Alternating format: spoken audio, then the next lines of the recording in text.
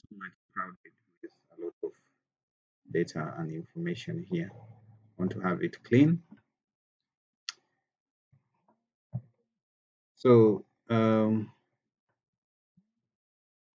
this point, now I want to do the subset, basically clip my image to the area of interest. So I have my stack file, which is selected in here. And then the clipping extent file, I want to select uh, select the use layer. So here I pick my layer is Djibouti wetland.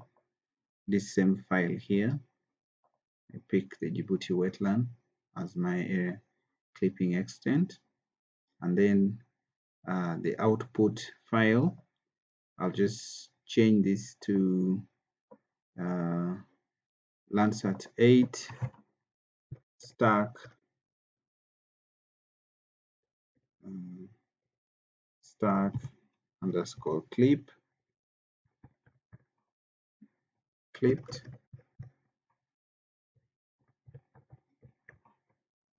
Okay, then I say okay. But it's always not advisable to when you're carrying out vulnerability on wetlands to clip to the extent of the what of the wetland, because you're running vulnerability even for areas that are outside the wetland. So it's better to zoom out a little bit so that you have the wetland well covered within the canvas, and then you only clip that canvas as displayed in here, so that you only pick the area of the canvas perfectly well. So for this case, I'm going to, instead of selecting the layer to clip off, I'm going to use the canvas. So I'm going to use canvas extent as my clipping extent. Specify the output name for the layer and where the directory, then I run. Okay, it gave me some warning here about my reference system. So I just continue and say yes. So I think I've run into an error. So I ran into an error because the canvas I was using had a different coordinate system. So what we're going to do is to create a new shapefile, which we shall use for defining our area of interest. So Djibouti has zone 38. So we specify the coordinate systems. So I type zone 38 north. So I pick the WGS 84 UTM zone 38 north. And then I basically give the name of the field, of the new field. I can just call it name. And then it will be a text file, and make sure I select the polygon for the new file. Say okay. So I save it in Djibouti area of interest.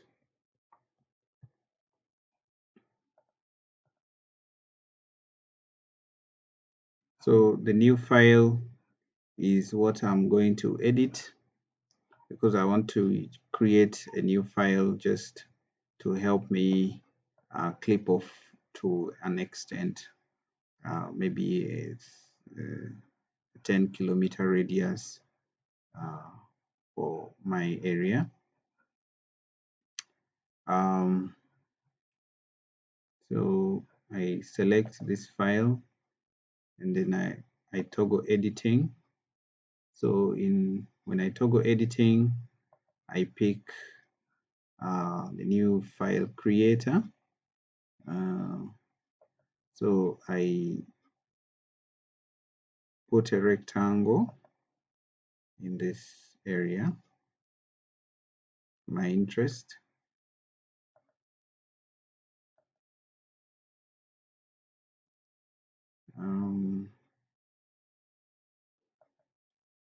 So I just want to only pick that area.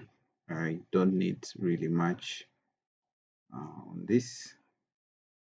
So I save editing and stop editing, and then try to just make this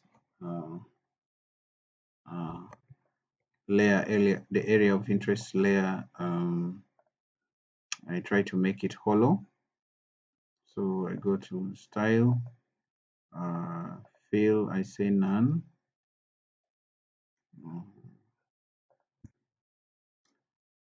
For the fill, I say outline.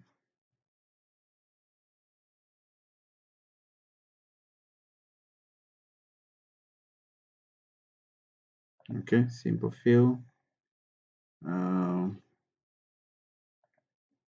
I pick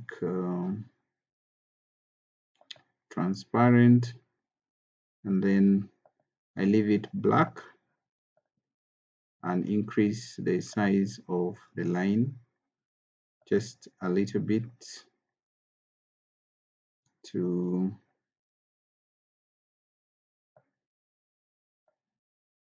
increase the line. I leave it solid, and then the width increase it a bit to that. Apply and OK. So I want to clip off the area, this image to that area. So I go back to my workflow. The beauty with this is that you're free to interact with the workflow as much as possible without uh, turning it off. So you just continue from where you stop. So I pick that, and then for the extent, the layer extent, I select the extent canvas.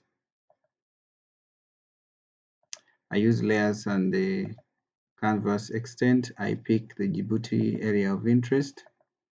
I say OK. There's some warning that the projection of the chosen layer is not the same as the canvas projection. OK. Then the clipped data, I save the file on the directory where I'll call it clipped.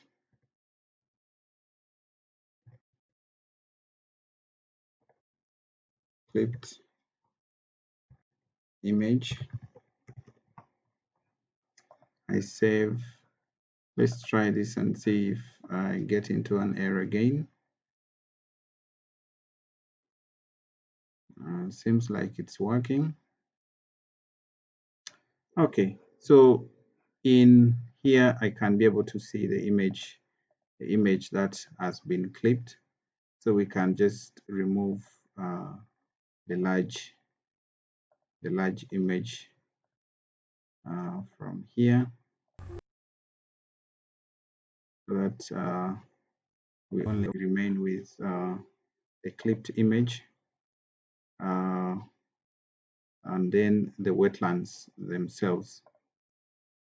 So we have our image that has been clipped here. So it's what we can use to play around with. Now you apply the cloud mask. So if initially you had a cloud mask, if you had clouds in your area, remember in the step 3 we created a cloud mask file. So in here you should select the image you want to remove the clouds, and then you browse to where you've saved your cloud masked file. Here I called it as Landsat 8 cloud file. So I open it, and then the masked image, I'm going to save it, call it clipped image, I call it clipped. I'm going to call it masked image. Landsat 8 masked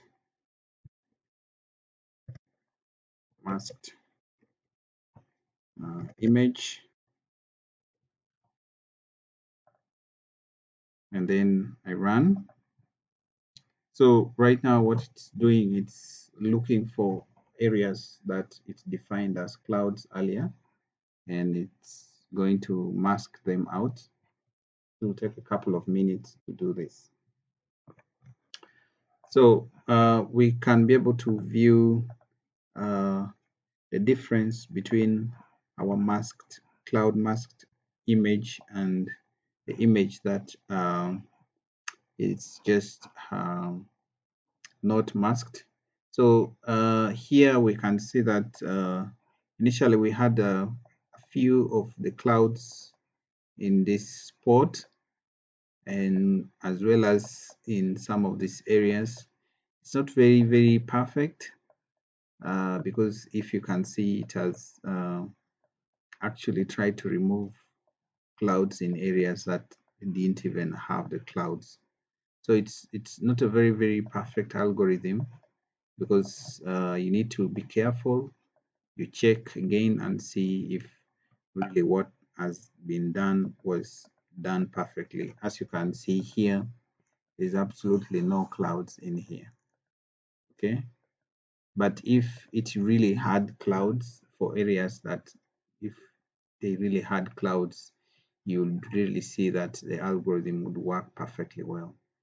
So my advice is, one is go with the first option of ensuring that you pick the images that do not have clouds, especially if they're also in the right season. For example, if you're doing analysis in agricultural aspect and you want to consider the growing period, which is mostly the rainy period as well.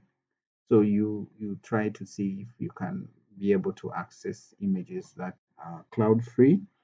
And so that's the first option.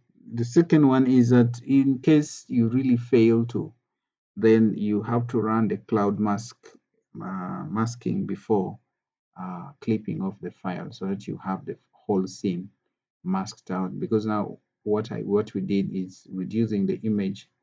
The algorithm is running it on top of an image that is already clipped, so the errors are all over the place. So for our case, we realized that, okay, we can work with our image without masking the cloud, so it will work perfectly fine. All right. All right. So in the last step, step 7 of 7, you can now create the Landsat indices. So based on the clipped image, or the image of area of interest, we saw that the image with the clouds masked was not good enough, so we stick with the stacked clipped image. So we pick it as an input, and then we specified a directory where the stack indices are going to be created. So 4 indices are going to be created and stacked, and this image indices include the NDVI, the NDMI, and NBR and MBR2. So it will create these individual indices and then stack them together. So this has been done quickly. So you have the stack indices in one file. So as you can see, these are about 4 of them. So to display them, we'll go with the palette, and I want to burn 1 in the colorize. Um,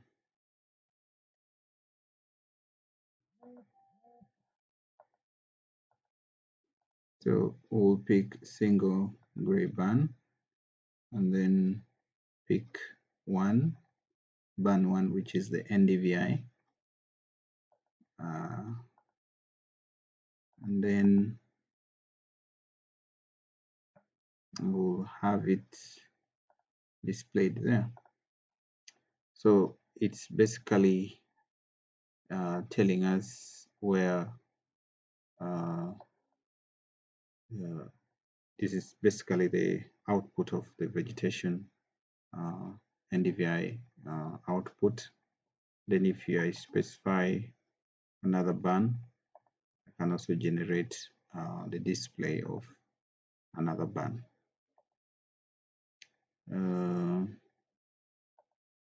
So could pick that and then apply just to see how coloration is.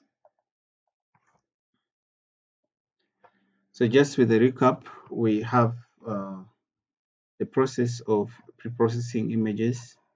The one in the manual is basically the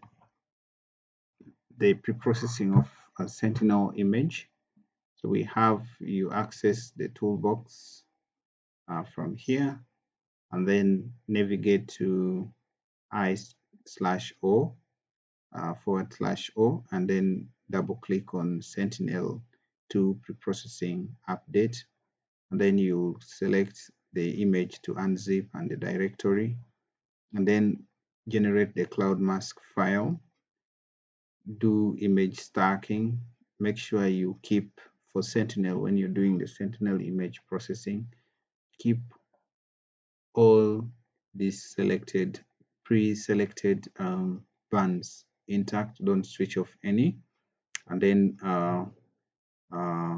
make sure the output is a 10-meter resolution so that it will do the resampling or the pan sharpening of the image. Then do the subset, run atmospheric correction, which will create a dark object subtraction, and then generate also the spectral indices. So for Sentinel, it will generate the different image Sentinel spectral indices, including NDVI, red edge, uh,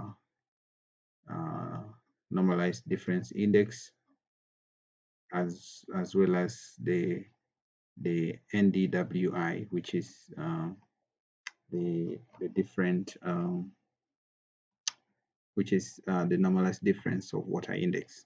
So you'll realize that all these bands will be created and stacked for you for your future use. Yeah. So in the next session, we are going to do the land use land cover analysis. And in this land use land cover analysis, we will be able to generate the land use, the land cover map for our area.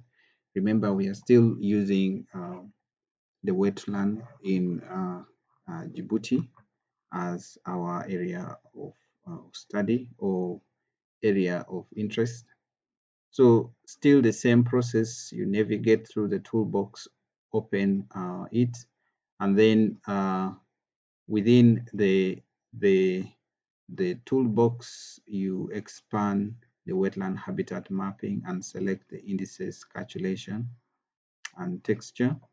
So here we are trying to generate that, and then calculate the water and vegetation index and perform the extraction of the texture image.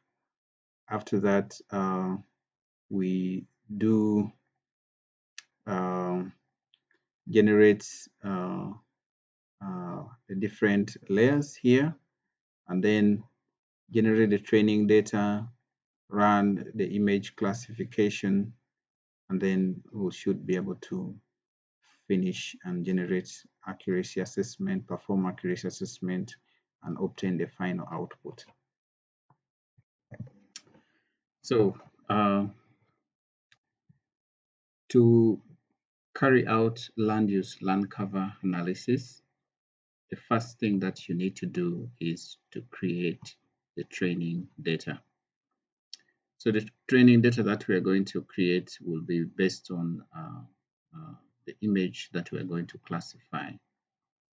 So in QGIS main menu, you go to layers and create new shapefile. You specify the coordinate system for the shapefile. Since we are working with Djibouti, it's in UTM zone 38, so you pick that. The most important thing here is that you give the name of the most important field would be the class ID. So you give it the class ID, and this will be whole number. 10, length of 10 is okay. You add this to the list, and then also you create the class type field. This will be a text. Can put it 15 as length, and then you add this to the field. So then you save this file as training data. I've saved it as Djibouti training. So after saving your training data, I'm not going to save it because I've already done this. You go and then select the training data. You could have used polygon or points. I've used points. And then you click on toggle editing. So when you start editing, you should click on this icon which says add feature. So when you click on add feature, make sure you first click on the data that you want to edit, and then go ahead and toggle editing and start editing. So you can just put a point. What I want to do first is to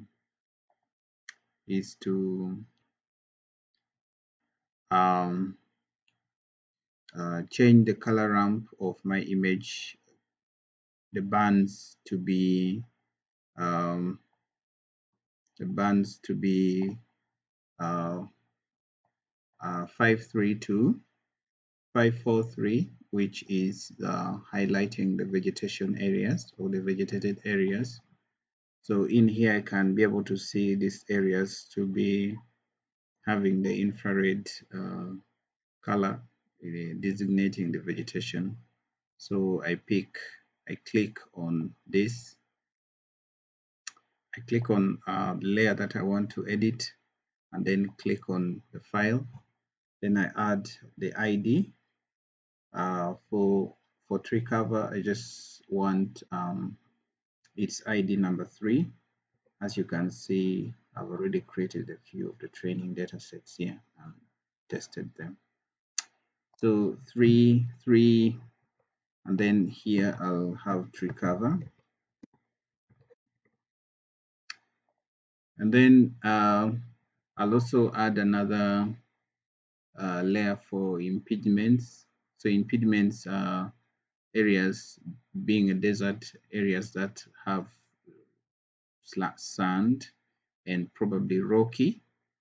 So these rocky areas, I'm calling them impediments.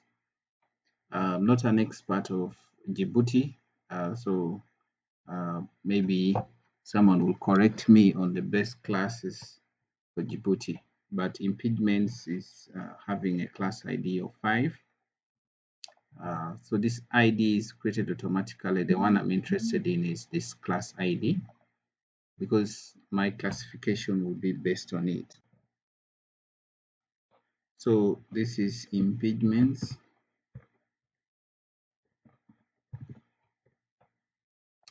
And then you can also create other classes. For example, as you can see, These are brownish areas. This should be areas that are with grass. These areas are completely whitish. They could be areas of where the sun is, but vegetation is around this other area. So based on your good understanding of remote sensing, you can be able to create the training data that is required for analysis. So after generating this data, like in this table, you have class 1 is having, so you have the column ID, and then you have the class ID and the class type. So 1 is open water, 2 is a wetland, 3 is tree cover, 4 is grassland, 5 is impediments, and so forth. So after that, you save your edit and then toggle editing so that you stop the editing. So after that, you go back to your wetland toolbox, click here. You navigate to the wetland habitat mapping, and then you select the status mapping, double click on it. So the status habitat mapping, it will give you a description of what is going to be performed. I'll skip to go to the next step. So the next step is combining the input images. So remember, we created a stack, uh, the stack of the spectral indices, and now we have also the image itself that we clipped. So we are going to merge the two. So I'll select the clipped image and the image that is in the indices that is stacked, and the clipped image itself. And then I say OK. So with running this, it's going to merge the two images, the stacked indices and the image itself.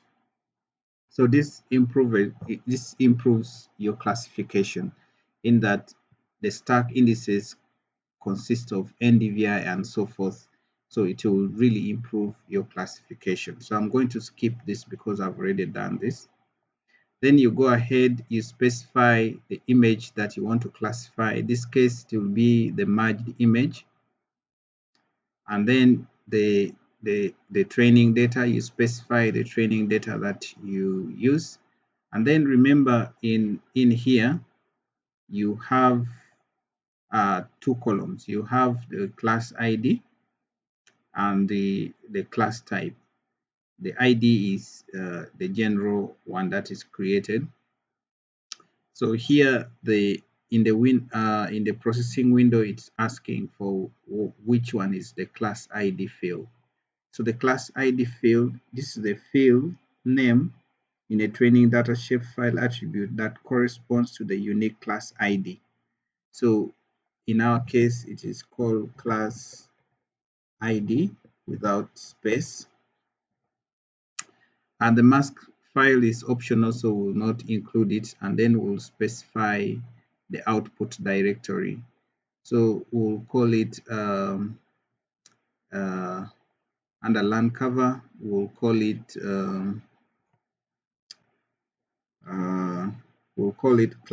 classy, we'll call it land use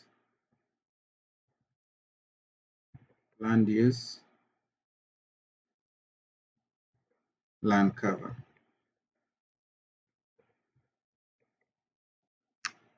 So that is that. So the output raster is the land use land cover. We have the class ID well specified. The training data is specified here, and the merged data is the one that we are going to run the classification. So the classification that it runs here is based on random tree, random forest classifier. So when we run this, it will take a couple of few seconds, or depending on how fast your computer is and also the size of the image. So it will prompt you somehow to activate your firewall. Please accept, because Ara needs to access your firewall. It's not going to harm your computer. Basically, that's how it is tuned to do. So please accept the prompt if it brings the firewall prompt. So here you will have run the classification, and you'll have your classification here. So I'll just try to uh, close some of this, and I remain with only the classification. And then I'll change the style in order for us to see it. Uh, uh, uh, uh, yeah, we'll select the um, so we'll select random colors for this. So you have one class 1 to 5, and then if you select the uh, the discrete and then random colors. Okay, I'll just leave it exact linear. Okay, and then I pick random colors. So when I apply, I should be able to see my output here. So what we're saying here is that we have the wetlands here, we have the open water here and here, and then we have a bit of some tree. I remember in our remember class 1 is the tree. So anything in this color is the trees. The 2 is the wetland, which we've seen here. So 2 is the wetland, and then 3 is the tree cover. 1 is the open water, 2 is the wetland, 3 is the tree cover. So anything that is having sort of a brownish color, these are the tree covers that are in the area. And then 4 is the grassland. So as you can see, anything in dark blue are the grass areas. 5 is the impediments areas. So all these other areas are rocky and sandy in nature.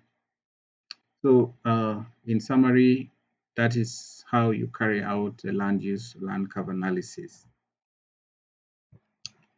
So after doing the classification, you can decide to do the last step, which is post-processing. Basically, you trying to eliminate the small patches of the data, this tiny idle patches of the image. But if you would like to do that, you can go ahead and do that. But for our case, we may just skip this step. And then we'll have our land use land cover data for this area developed here.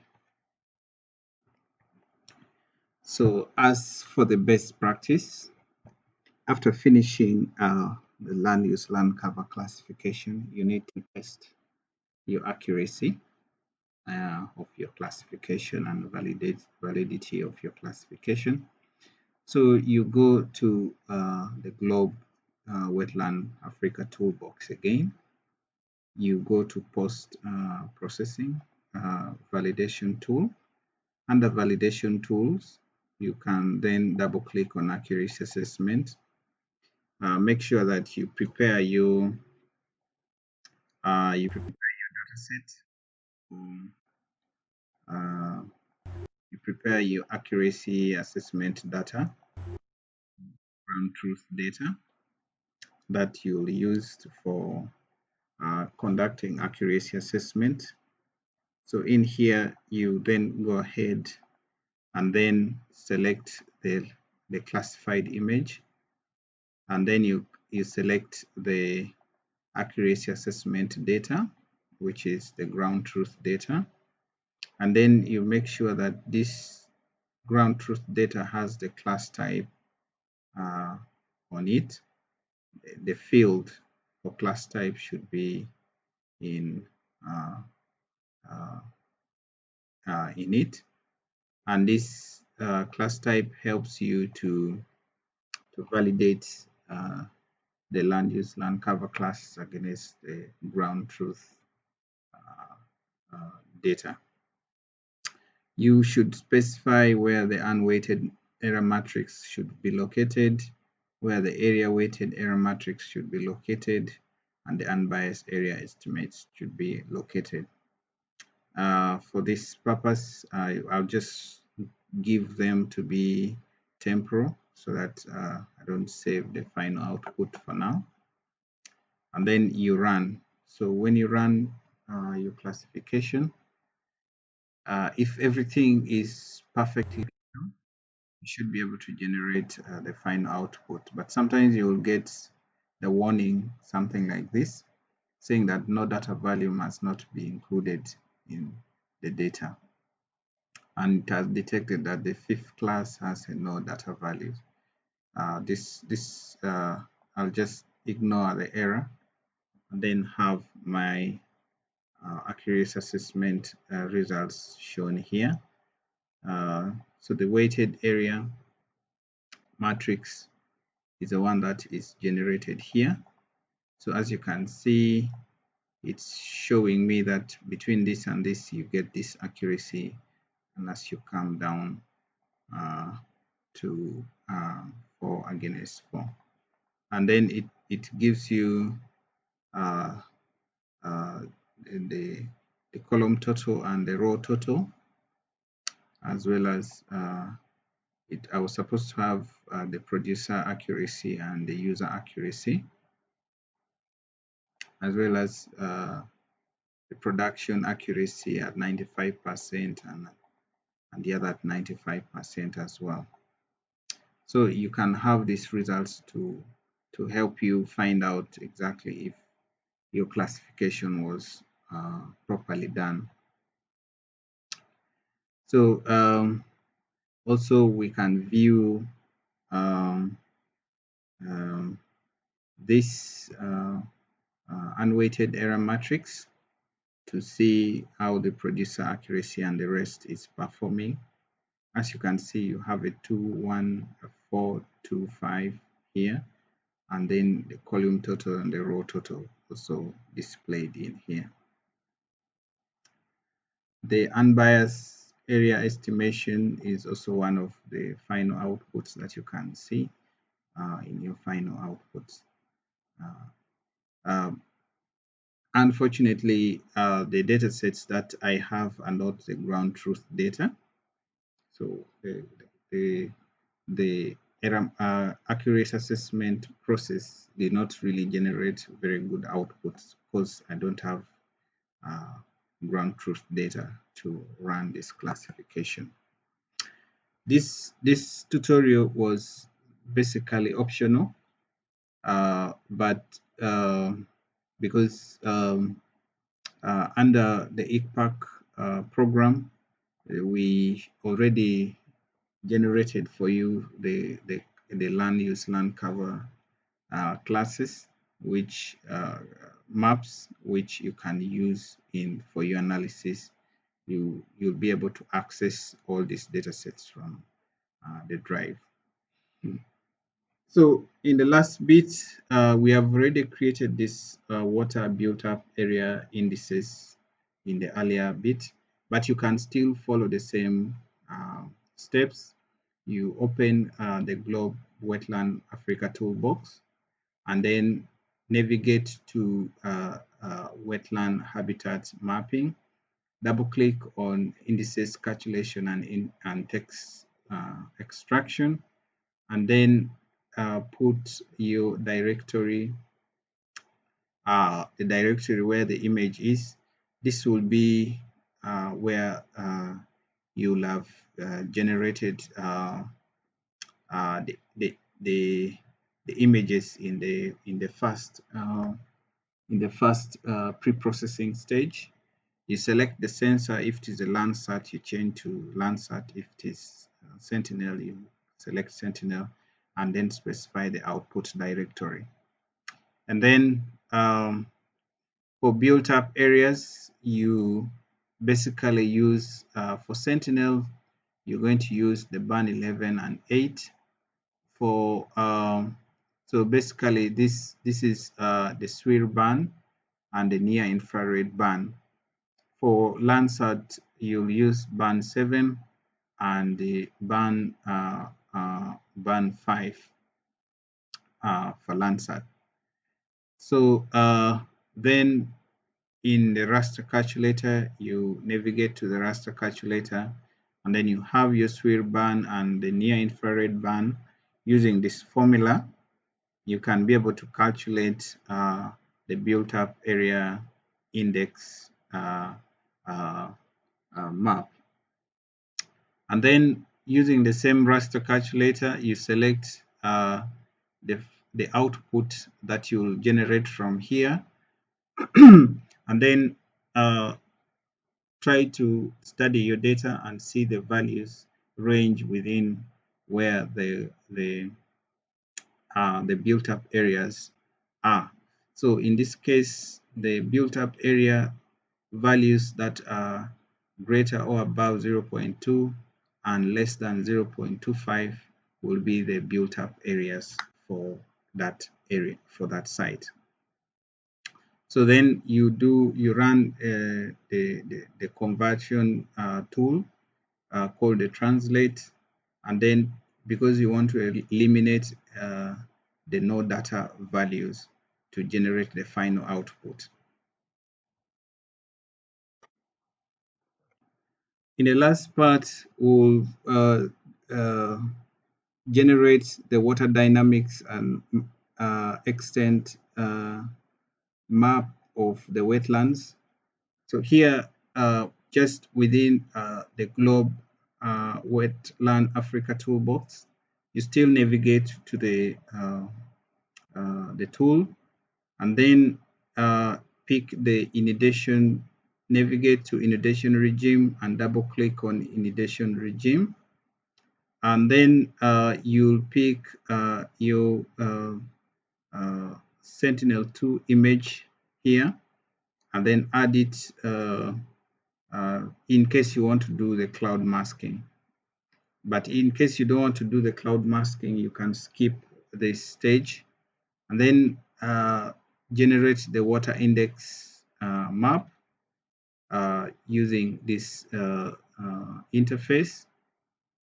And then using the digital elevation model, you can be able to generate the topographic wetness index. After generating the topographic wetness index, you do the water detection, you run the optical water detection because you're using Sentinel-2, which is optical in nature. And then there you'll have generated the final output for your water extent or inundation map for the wetland.